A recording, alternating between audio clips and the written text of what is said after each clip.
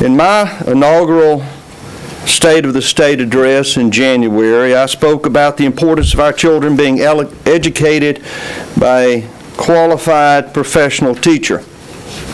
I call for our state educational leaders to increase minimum entrance standards for teacher training program in our university, and that is being done. I announced a pilot program in several districts around the state to identify the characteristics of a quality teacher.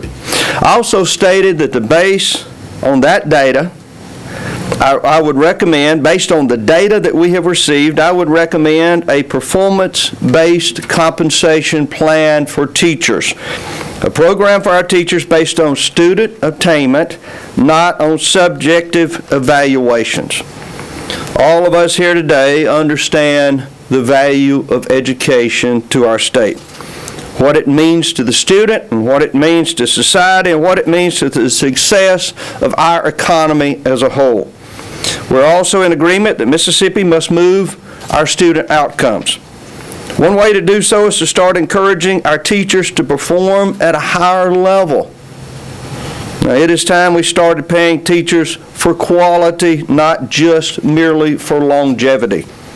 That's why we're gathered here today to discuss a new approach to improving classroom outcomes and the lives of our children. The plan we are unveiling today is the result of a group effort, and I want to thank those that have been involved. I want to thank Dr. Lynn House, our interim state superintendent, who is traveling today. I want to thank her for her support and welcome in her stead Dr. O. Wayne Gann, Vice Chair of the State Board of Education. And, Chair of the State Board of Education, Mr. Chairman. That's right, as of Friday. He moved up in the world. So he is the chairman, and Dr. Charles McClellan, a member of the State Board of Education and former principal at Northwest Rankin High School, where my children attended. Dr. McClellan has been a long hero of mine at the Department of Education and in the school system. We also want to thank Julie Jordan and Robin Parker of the Research and Curriculum Unit at the Mississippi State University and authors of today's plan. I want to thank as well Elizabeth Cooper of that group, who could not be with us here today. I also want to extend a thanks to those who helped fund Mr. Mike Armour today, State Director of the Appalachian Regional Commission, who helped fund this study, as well as Sandra Perkins and Jeffrey Schwartz, also of the ARC. Because of what a student takes from the classroom, because what a student takes from the classroom is so directly impacted by the teacher in that classroom, Mississippi must take seriously its duty to provide excellent teachers in every classroom in every school in Mississippi. Not just decent teachers or average teachers, and certainly not mediocre teachers or just barely get by teachers. We need strong, effective teachers who can make a difference in the lives of the children they teach. A performance-based compensation program that rewards teachers for quality and effectiveness instead of simply accumulating years in the classroom will put us on a path to excellence and move our state forward. It does our educational system, and more importantly, our students, a disservice for a dedicated, effective teacher to earn the same salary as a teacher who does the bare minimum. Mississippi's current teacher compensation system provides the same yearly pay increase to a teacher whose students underperform as to a teacher who is dedicated and efficiently creates student achievement.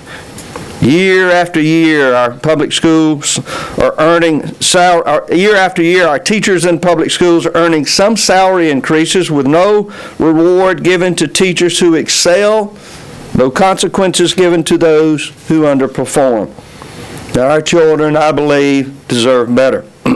That's why today I'm issuing a comprehensive report entitled Effective Teachers and Performance Pay. That outlines a flexible framework school districts can use to establish performance-based compensation systems at a local level. Now, it is important to know that a performance-based system is a way to inspire all teachers to learn, to grow, and to improve their students. As this report states, rewards are exclusive. Only exceptional performers should earn them. It is time we start nurturing exceptional performance in our classroom. Now, local school administrators, who are responsible for teacher quality and student outcomes in their districts, have in this report a number of tactics to guide them in designing, implementing a performance-based compensation program that can produce a boost in effectiveness of classroom teachers and thus increase student performance and achievement in those districts. You will find that we are not recommending a heavy-handed, one-size-fits-all approach. Instead, you will see a flexible, accountable method that local districts can use to design a program that makes sense for their children and for their teachers. We also have encouraged input from the local level, and I'm excited to say that several school districts around the state will participate in a discussion about the method outlined in this plan and potential pilot program that we will employ there. Dr. Lynn Weathersby, Superintendent of Rankin County School District, and Mr. Glenn East, Superintendent of the Gulfport School Districts. Well, Mr. Weathersby is here today. Unfortunately, Mr. East could not be, but we're hoping to have their direct input into further application of this program. It is the local superintendents that need to be involved. It is the local superintendents that we will invite to be a part of this great change. Mr. Dennis Dupree, Superintendent of the Clarksdale School District, and Ben Burnett, Superintendent of Lamar County School District, will also participate in further discussions and implementation of this plan. Now, this report is just one facet of how this administration is addressing Mississippi's critical needs in the educational system. Now, you've heard me say that the 2012 legislative session was the most business-friendly session in modern history. The 2013 session should focus and will focus from this administration's standpoint on education. We will pursue new standards for student evaluation, including the possibility of incorporating state test results in students' grade averages. We will also implement a gateway standard, discuss and hopefully implement a gateway standard for the 3rd and 8th grades to ensure that all children have the proper educational foundation before passing on to the next grade. A 3rd grader should be able to read at a 3rd grade level before going to the 4th grade. As we continue to improve business climates in the state and bring in more and better paying jobs, our educational attainment must keep pace. Like any transition, these ideas contained in today's report may be met with some resistance. I appreciate and expect that. But I ask administrators, teachers, principals to face the challenge of teacher performance with courage. We need to dedicate ourselves to one simple proposition. As I said earlier, every child deserves an excellent teacher in every classroom in every school in Mississippi. I'd also encourage the legislature to look at several methods of payments of this program. There are many ways that a local district may choose to approach the funding of performance-based compensation. Already, local school districts receive money for both step increase raises and district local supplements. Now, school districts could if they choose, to utilize these funds to encourage improved teacher performance, especially in light of cost savings that could be realized by eliminating the current process of issuing across-the-board raises that are not earned through performance. Again, it is important that we have the involvement of local districts for this process. I would also encourage the legislature to review the current $2 billion expenditure in education appropriation to determine if some existing funds and existing funding sources may be in effect that we could use to help fund performance-based compensation. We should pay for what works, not for what merely has been accepted. Again, I ask all of us in Mississippi who long for improved education to face our challenges with courage and commitment to an open dialogue. We must keep at the forefront of our common goal, bettering the lives of our students by improving classroom instruction and educational attainment of those students. Using the flexible, accountable framework outlined in today's report, we can do just that. And now I will ask Julie Jordan, the principal author of this report and director of the Research and Curriculum Unit at Mississippi State University, to explain further the report's recommendations. Julie, thank you for your work. Thank you, Governor. Well, good morning, and thank you, Governor. And let me first thank the Governor and his staff, and in particular Mr. Johnny Franklin, for encouragement and support and leadership for this project. I'd also like to acknowledge Mike Armour with the Appalachian Region Commission and Sandra Perkins and Tupelo with the ARC, as well as Jeffrey Swartz with the ARC in Washington. And as with all efforts like this, it takes a team. And I have a great team at the RCU at Mississippi State that I want to acknowledge. And a very special thanks to Dr. Robin Parker and Elizabeth Cooper, who authored the bulk of this work. A few months ago, we were asked to research performance-based compensation systems, to gather feedback from Mississippi teachers, and to make a recommendation for a performance system based upon teacher performance. All across America, our education system is struggling with the same problem. Too many students are failing to achieve, and too many students are dropping out. Experts believe the solution resides with effective teachers. Research indicates the single factor most directly impacting student learning is effective teaching. When an effective teacher is in the classroom, students learn and achieve at higher levels. Washington is pushing states to implement plans that reward excellence in the classroom. Consequently, large federal grants like the Race to the Top and the TIF funds require states to implement teacher incentive pay plans of some type. The message is clear from Washington. Ensuring every classroom is staffed with an effective teacher is essential in improving student performance and raising achievement across the country. So if effective teaching is the key, the questions become, what is effective teaching? How do I know it when I see it? How do I evaluate it so I can improve? We found in the research that these questions are not easy to answer. Effective teaching means different things to different people. Thus, for the first time, most states are defining a standard and implementing a consistent statewide process for evaluating teachers, and Mississippi is no exception. We are recommending a compensation framework that rewards teachers for measured effectiveness in the classroom and provides school leaders with a new management tool to enhance teaching and learning. The framework is designed to encourage teachers to focus on improving competencies leading to higher student achievement. The recommendation builds on all the work already in place at the Department of Education to implement the Mississippi statewide teacher appraisal system known as MSTAR. In fact, implementing MSTAR with integrity is essential. The recommended framework logically connects the new appraisal process with a new compensation approach that provides teachers financial rewards for becoming more effective. The details of how MSTAR is linked and the final reports of implementation are in the report. We were also asked to consider how the state and districts might pay for a system. One thing we learned from looking at the many pilots across this country is that any effort tied to one-time funds are unsustainable. The whole approach must change, the system must change.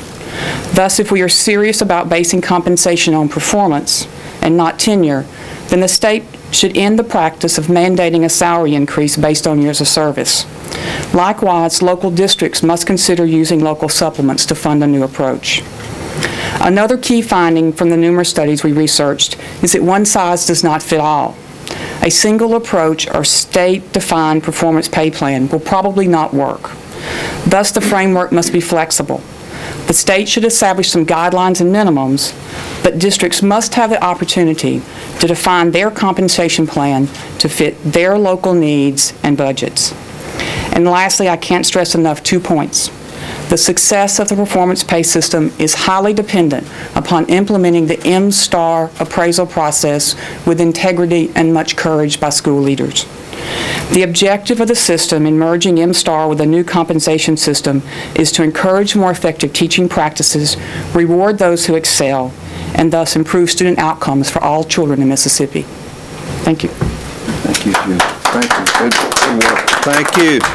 Julie and her team have done remarkable work on this. And now remarks from our Chairman of the State Board of Education, Dr. Wayne Gann. Thank you, Governor. On behalf of the Department of Education and the State Board of Education, I want to thank Governor Bryant for involving us in this event today. And we always welcome the opportunity to participate in collaborative efforts to improve teaching and learning for the boys and girls of our state. Indeed, our workforce, our economic well-being, and the very quality of life in our state depends on a quality educated workforce and trained workforce. While we have many good schools in this state and many outstanding teachers, we must continually strive to do better. And we must look for ways to improve the quality of education in our state.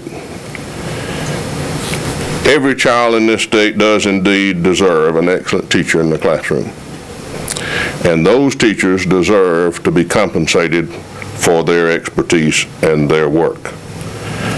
We as educators face the challenge of improving our profession.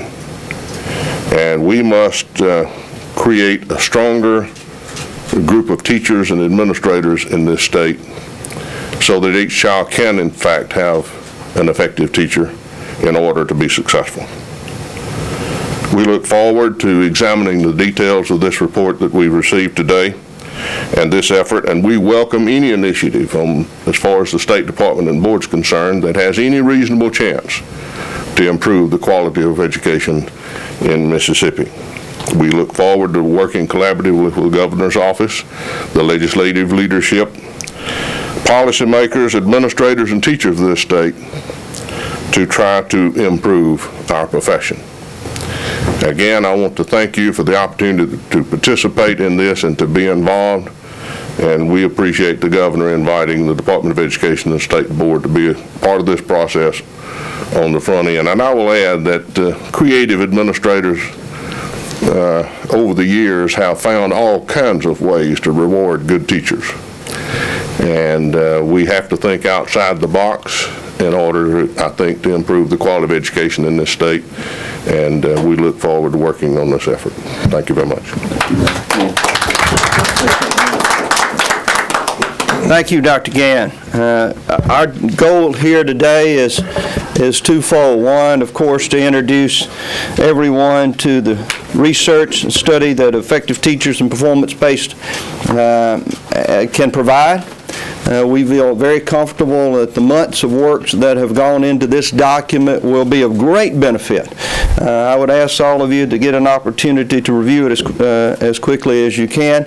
And secondly, to involve the educational establishment, the Department of Education superintendents. We've interviewed teachers that have been a part of the group that have provided input for this. Of course, the chairman and committees that will be furnished a copy of the report today, so that we might begin the discussion. This is not, as I said earlier, a rigid demand upon legislature or superintendents. It is a beginning point. It is a document that has looked at best practices, that has looked at other states, but comes back to one single fact that I hope we all can agree on. Again, putting excellent teachers in every classroom in this state and help compensate them through existing structure, and hopefully as we go into the future, adding additional dollars for a pay-for-performance system as we hope the economy rebounds and begins to grow. And so I don't think it is time for us to back away from the possibility that we will have not only existing but new dollars in the future to compensate the very best teachers, to develop a system that that cannot be challenged, a system that works with the most modern techniques in identifying the good teachers by algorithms, by understanding that we must weight the socioeconomic factors of the students that are in the classroom, and understanding that it must be fair for all that are involved. So I appreciate you joining us. We're welcome to take questions. We were hoping to do with this, Jeff, is to have these recommendations for performance-based budgeting in line and prepared for discussion and sooner implementation than not. If we had not began to prepare this document, I think you would have seen a more challenging effort in reaching performance-based budgeting, which is exactly where other states and I think the future of education is heading across the nation. I just don't think that model is acceptable anymore. I don't think it'd be accepted by today's legislature or the voting public. I think they clearly understand if we are going to try to not only identify through the study that's being done with the Department of Education, but also compensate good teachers that we want into the classroom, we're going to have to do so by a performance-based compensation method. The old compensation across the board, I think, has just accepted mediocrity. We've accepted bad teachers. I think we've affected the morale of hard-working, excellent teachers that are saying no matter how hard I work, I get the same pay grade and same raise as the person next to me that's not working hard and affecting their students' outcome. I think the times have changed, and the old model of across-the-board funding for teachers' salaries has gone away. A new, more effective model is on the horizon, and it is time for us to embrace it. It's a complex issue to try to say that No Child Left Behind would affect this. I think, for example, the waivers that we've seen in No Child Left Behind have been concerning to me. I met with Dr. House about that recently and said it appears that we're capitulating the fact that we can't teach our children to do this, so we're going to just waive that.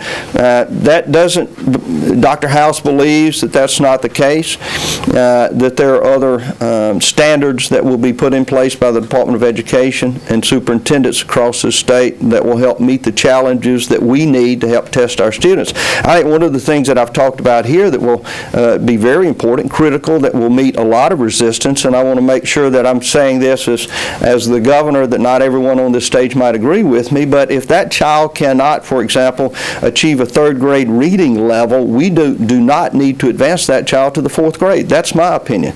That's a hard standard, and it's something that we will begin to push forward and again discuss with educators throughout the state. But I think we're going to have to face the fact that if we do not have a gateway that some can pass through and some might not be able to, then we're going to have to accept failure, and I'm not in the position to be able to do that. I think we give some options now that we have open for discussion. One of the options is to take the standard step pay raise that is being applied throughout many districts and say, would superintendents have the flexibility to say, I'm going to change that program. We're not going to cut anybody's pay, but before I give across the board incremental increase, superintendents need to have the authority to be able to say, I've decided that I'd rather use that in a performance-based budget system, a performance-based compensation system. And if we adopt the recommendation and the methods that's been included here, they'll have the authority to do that. I think what we're doing today is beginning to present this to education leaders, to the public, to the legislature, and say this is the discussion that we need to have. And by hopefully next January or February, we may be to the point of being able to have legislation that either requires such a thing that might occur, or at least give the authority to superintendents to make that decision. I think what we're trying to say, if you're going to spend X amount of dollars on teachers, try to focus as much as you can on getting excellent teachers into the classroom. And the way you do that in the real world is you compensate them. If teachers, the excellent teachers, are not compensated here, they're going to go to another state. There are other states out there that are recruiting teachers from Mississippi, and they only want the good ones. And our goal is to try to keep them here. Our goal, again, with this is to put excellent teachers into every classroom and to compensate them for their hard work and dedication. I am encouraged because if you look, the Department of Education, local superintendents, the experts at Mississippi State that review curriculums going forward have recommended this. I asked Mississippi State and their division of to review the curriculums and the pathway forward for better teachers in the classroom, and this is the report that came out. My staff didn't put it together, I didn't put it together, but it is consistent with our vision of putting an excellent teacher in every classroom in every school in Mississippi and compensating them for it. Talk about the loss of Mississippi teachers to other states. It's devastating. As I continue to recruit new high-tech industry into Mississippi, one of their questions and one of their concerns is the workforce. If we look into the next generation, 10 years from now, we've got to have the high-tech achievers that can come out of high school ready to go to college or ready to go to work. And we've got to have the best teachers in the classroom to be able to produce that workforce. If we don't, it's going to affect our economy, and I'm trying to stay ahead of that. How's this plan going to help teachers improve? Well, it will give them a reason to do so. In the real world, you improve because there is some benefit to do so. And so as teachers go out, and many of them do so without expecting anything in return. But if you know that your salary will increase if you improve, certainly you're going to be drawn to improvement. That's simple human nature. We use it in business very effectively every day. We need to use that business model in education. We tend to be at the bottom of most comparisons. You know, the averages based upon degrees and years of service are all kind of, across the board. But hopefully this is designed not necessarily to move the whole scale. It's designed to pay those teachers who are doing our best job for our students more. What potential does this have to improve education in the classroom? The idea is that if we can get teachers to improve their competencies, and thus the students do better in their classrooms, and then we reward those teachers for those results. Are you encouraged by the potential for this plan that you announced here today? Oh, I truly am. This is a game changer. I remember in 1982 when Governor Winter pushed hard on his Educational Reform Act.